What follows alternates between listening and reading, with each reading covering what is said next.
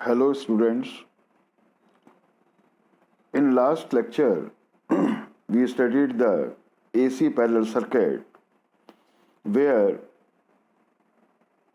we solved the parallel network with the help of impedance method and admittance method. Clear? You know that the admittance, it is the reciprocal of impedance and the y that is equal to the G minus plus JB. If it is G minus JB, the circuit will be inductive, and if G plus JB, it will be capacitive. Today we will discuss an important topic, that is the parallel resonance. It is very important in view of examination. Clear? Basically, the parallel resonance can be explained with the help of a circuit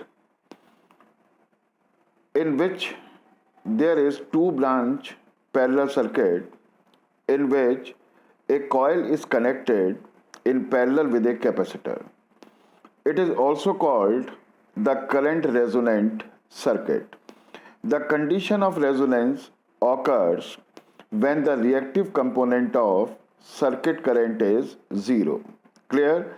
You know that if angle between V and I is phi, we break the I into axis along the voltage and in quadrature with the voltage. Clear? यानी कि जो current component है जो voltage के साथ है उसे हम एक्टिव करंट बोलते हैं, और जो या एक्टिव कंपोनेंट और जो वोल्टेज से 90 डिग्री बनाता है इसको हम क्या बोलते हैं? Reactive component. क्लियर? ध्यान से देखिए, हमने एक प्रैक्टिकल सर्किट लिया जिसमें एक कॉइल और एक कैपेसिटर पैरेलल में है.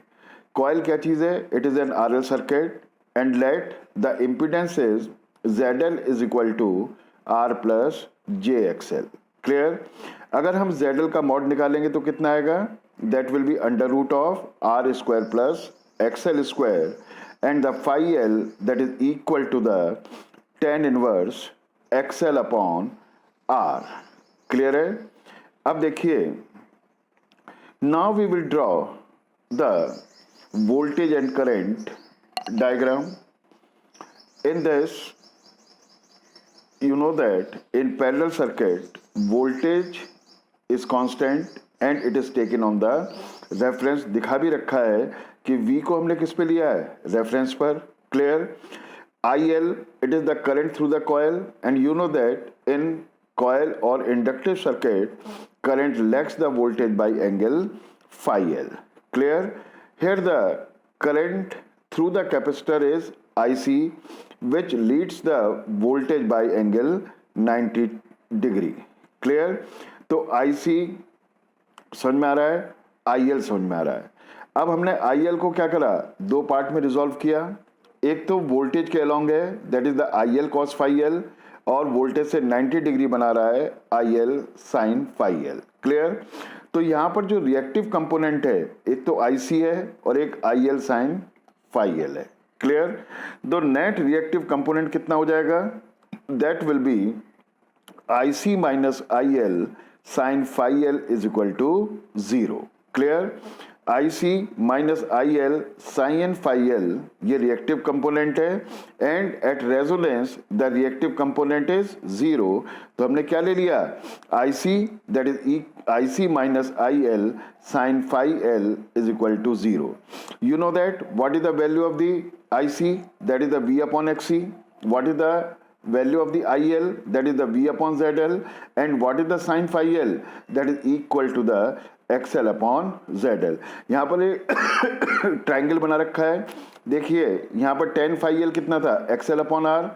अब हाइपोटेन्यूज कितना होगा? Under root of XL square plus RL square, that is equal to the ZL, and the sine phi L that is the perpendicular upon hypotenuse that is the sine phi L, it is equal to the XL upon ZL. Clear? तो हमने value रखा तो V upon XC minus V upon ZL sine phi L की जगह कितना है x L upon Z L, and it is 0 at the time of resonance. Clear है? This equation becomes v upon xc minus v into XL upon Z L square is equal to 0। v को common निकाल दिया and we are getting 1 upon XC minus XL upon Z L square is equal to 0, और you can say Z L square that is equal to the XL into XC. Clear? And the Z L square that is equal to XL कितना होता है omega naught L, XC कितना होता है 1 upon omega naught C, तो Z L square that is equal to the L upon C. Clear? Now the coil impedance ZL square that is equal to the XL square plus R square. अभी हमने value क्या निकाली थी ZL square की L upon C, तो L upon C is equal to the XL square plus R square, and we are getting the XL that is equal to the under root L upon C minus R square. Clear? Now you know that what is the XL that is equal to the omega naught L, and the omega naught L is equal to under root 1 upon L upon C minus R square. अब L को नीचे लेके जाएंगे, दूसरी तरफ लेके जाएंगे, तो 1 अपॉन एल अंदर जाके कितना हो जाएगा 1 अपॉन एल स्क्वायर, एक एल से एल कैंसिल होगा, तो omega naught that is equal to the under root 1 upon L C minus R square upon L square. Clear? You know that what is the omega naught that is equal to the 2 pi f naught, तो f naught कितना हो जाएगा 1 upon 2 pi under root 1 upon L C minus R square upon L square, और इस फॉर्मूले को हम क्या कहते हैं resonant frequency of the AC parallel circuit. Clear? और न्यूमेरिकल में हम इसी फॉर्मूले को यूज करेंगे, ना कि F naught is equal to 1 upon 2 pi under root 1 upon L C. Clear? For the better resonance the value of R should be very low, and for ideal resonance R is equal to 0. Clear? Then the F naught it is equal to the 1 upon 2 pi under root 1 upon LC, that is the circuit current at resonance, that is the अब देखिए circuit current at resonance. अब vector पे दोबारा जाइए कि vector आई दो part में divide हो रही है, IL और IC, तो vector I is equal to कितना होगा IL plus IC, that is the vector IL plus vector IC। अब इस वेक्टर में ध्यान से देखिए what is the horizontal component, horizontal component कितना है that is the IH IL cos phi L, vertical component IC minus IL sin phi L. At resonance you know that the reactive component is 0, और reactive component क्या है यहाँ पर IV, तो IV is equal to 0 रख दिया, तो I that is equal to the IH and the I that is equal to the IL cos phi L। अब यहाँ पर देखिए कि जो I है वो कितना है IL cos phi L and cos phi L, and it is in phase with V, that means in parallel resonance the nature of the circuit is resistive। Clear? And the phi is equal to 0 and the power factor will be unity। अब इसकी value देखते हैं कि I is equal to कितना है V upon ZL into R upon Z L, cos phi L कितना होता है आर अपॉन जेड एल, तो V upon I that is equal to the V upon I that is equal to the Z L square upon R. एक बार और देखिए कि I बराबर कितना है I L cos phi L, I L कितना है V upon Z L, cos phi L R upon Z L, तो V upon I that is equal to the Z L upon Z L square upon R. Clear है? और Z L square कितना निकाला था अभी हमने L upon C. Clear? तो ZD that is equal to the L upon RC। Clear? और ZD को हम क्या बोलते हैं, it is called the dynamic impedance, तो ZD that is equal to the L upon RC। समझ में आ रहा है बच्चों? ठीक है। अब ZL स्क्वायर L अपॉन सी रखा, तो वहां पर हमें ZD बराबर कितना मिल गया L अपॉन RC। एक चीज और देखिए कि for the better resonance the R should be 0। Clear? R should, for ideal resonance R should be 0, यानी कि R जो है प्रैक्टिकल कंडीशन में बहुत लो होता है, तो dynamic impedance parallel resonant circuit का बहुत ज्यादा होता है। ठीक है? यानी कि हम कह सकते हैं कि at resonance the dynamic impedance और the impedance of the circuit is maximum and the current will be minimum. Clear? अब दोबारा देखिए, z बराबर कितना है r प्लस जे एक्स, तो z इज इक्वल टू कितना है r, that is the x is equal to 0. Clear? यानी कि condition of resonance occurs, condition of resonance occurs when the net reactance of the circuit is 0. Clear? दोबारा देखें उसी branch को impedance method से करा तो z बराबर कितना आएगा, z1 z2 upon z1 plus z2. z1 कितना है r प्लस जे एक्सएल, z2 माइनस जे एक्सी. z1 और z2 की वैल्यू को आपने प्लेस किया, प्लेस करने के बाद इसके कॉन्जुगेट से मल्टीप्लाई किया, कॉन्जुगेट से हमने मल्टीप्लाई किया. Clear? And finally we are getting the impedance in a plus minus J B form. Clear? अब ध्यान से देखिए, at resonance the imaginary part of z is 0. तो हमने जहां जहां पर j आ रहा था उसको 0 पुट कर दिया and we are finally getting the ZL square that is equal to the XL into XC. अब देखिए, ये वही कंडीशन आई जो हमने reactive component is equal to 0 से निकाली. तो ZL square is equal to XL into XC. Clear? That is equal to the L upon C. और फिर उसी तरीके से हम ZL स्क्वायर को क्या रखेंगे, R square plus omega square L square, and we are getting the resonant frequency F naught that is equal to the 1 upon 2 pi under root 1 upon LC minus R square upon L square. ठीक है? अब हम admittance method में देखते हैं कि suppose y equal to कितना है, G plus minus J B. Clear? At resonance the net susceptance is 0. G conductance है, B क्या है ससेप्टेंस, तो susceptance is 0, or you can say the imaginary part of the admittance y is 0. Clear? What is the y? That is equal to the 1 upon z1 plus 1 upon z2. Solve किया आपने and you are again getting the zl square that is equal to the xl into xc. Again you are getting the same value. Clear? And you are getting the frequency f naught that is equal to the 1 upon 2 pi under root 1 upon LC minus R square upon L square. अब थोड़ा class 12 की तरफ जाते हैं. ध्यान से देखिए, आपने एक ऑसिलेटर देखा था. ऑसिलेटर में क्या होता था, एक L और एक C पैरेलल में लगा हुआ था. तो अगर हम R को 0 ले लें तो F नॉट कितना आएगा, ऑसिलेटर की फ्रीक्वेंसी कितनी आती है, 1 upon 2 pi under root 1 upon LC. Clear? The parallel resonant circuit is called the rejector circuit. Parallel circuit resonant circuit कैसे कहलाता है, ये रिजेक्टर सर्किट कहलाता है because at resonant frequency the current is rejected whereas in series resonance the current is accepted at the resonant frequency. Clear? And this is the reason the series resonant circuit is called acceptor circuit and the parallel resonant circuit is called rejector circuit. It is also called the tank circuit. Clear? अब ध्यान से देखिए, अब हम निकालते हैं quality factor in parallel resonance circuit. In parallel resonance circuit, the quality factor is simply the current magnification. It is simply a factor by which the circuit current is magnified. Clear? The Q factor is given by Q factor that is equal to the IC upon I. What is the value of the IC? V upon XC. I कितना है, V upon ZD. तो IC upon I, V upon XC upon V upon ZD, and you are getting the ZD upon XC. Clear?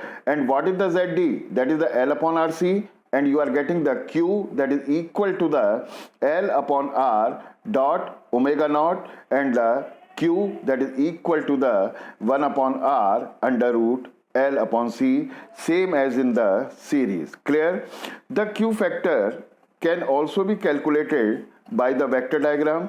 In vector diagram IC कितना है, IL sin phi L. I कितना था बेटे, IL cos phi L. Clear? And what is the Q? That is equal to the IC upon I. That is the IL sin phi L upon IL cos phi L that is equal to the tan phi L. Clear? और tan phi L किसके बराबर निकाला था अभी आपने, XL upon R. और XL को क्या लिख सकते हैं, omega naught L upon R. Omega naught की वैल्यू कितनी है, 1 upon under root LC into L upon R, and you are getting the Q that is equal to 1 upon R under root L upon C. अब resonance की curve देखिए, series resonance में भी जो resonance curve था वो current और frequency के बीच में ड्रॉ किया था। जब हम पैरेलल सर्किट में डालते हैं, पैरेलल रेजोनेंस में, तो जो सीरीज रेजोनेंस में जो कर्व आता था उसका उल्टा हो जाता है। ठीक है, यहां पर देखिए जब सीरीज रेजोनेंस था तो मैक्सिमम करंट कितना था, V अपॉन जेड, क्योंकि Z बराबर कितना था बेटे, R, तो I नॉट बराबर कितना हुआ, V अपॉन R। जब पैरेलल रेजोनेंस की बात करते हैं तो I नॉट बराबर कितना है, V upon ZD।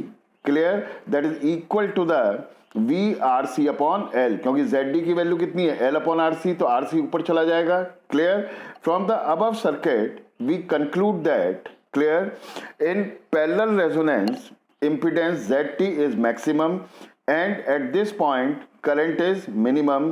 Therefore, it is assumed that the circuit rejects the current at resonance and it is called as rejected circuit. It is also named as the tank circuit. Clear? Second, in series resonance, you see the resonant circuit accepts the current only at resonant frequency and it is called the acceptor circuit, as the impedance is minimum and the circuit current will be maximum. Clear? And this circuit is used in the radio receivers. कुछ important point हैं regarding the resonance, ध्यान से देखिए। पहला point, in any circuit containing R, L and C will be resonant circuit when Z is equal to R. Means first of all find the Z and put imaginary Z is equal to 0, imaginary Z is equal to 0, or find the Y and put Y, imaginary Y is equal to 0. It is the applicable for series RLC circuit and parallel RLC circuit or series parallel circuit. Clear? Second, the nature of the circuit will be resistive. Third, power factor will be unity. Fourth, circuit voltage and circuit current are in same phase. Clear, तो जब same phase में है तो phi बराबर 0 हो गया, तो power factor अपने आप ही यूनिटी हो गया। एंड द फिफ्थ, एक बहुत इंपॉर्टेंट पॉइंट है, कभी कभी क्वेश्चन में पूछता है कि वो आपसे रेजोनेंट फ्रीक्वेंसी दे रहा है और बैंडविड्थ देता है, तो एफ नेट F1 बराबर कितना होगा, F naught minus BW by 2। You know that what is the BW, that is the R upon 2 pi L, तो BW बाई 2 कितना हुआ, R upon 4 pi L। You know that F1 that is equal to the F naught minus R upon 4 pi L, F2 that is equal to F naught plus R upon 4 pi L। Clear है, बात समझ में आ रहा है ना। तो आप देखिए हमने R upon 2 pi के L की जगह बैंडविड्थ रख दिया, तो F1 that is equal to the F naught minus BW by 2 and the F2 that is equal to the F2 is equal to the F naught plus BW by 2। Clear? Now we will solve some numericals।